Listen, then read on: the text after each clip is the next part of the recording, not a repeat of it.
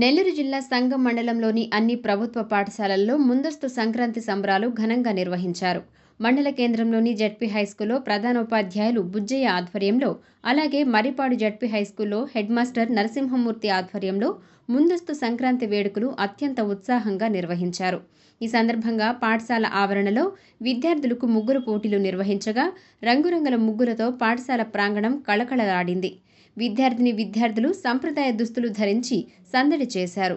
సాంస్కృతిక కార్యక్రమాలలో భాగంగా విద్యార్థులు పండరి భజన, ఇతర జానపద గీతాలతో ఆకట్టుకున్నారు. హరిదాసు వేషధారణ అందరినీ ఆకట్టుకుంది. అనంతరం భోగి మంటలు వేయగా విద్యార్థులు, ఉపాధ్యాయులు ఉత్సాహంగా పాల్గొన్నారు.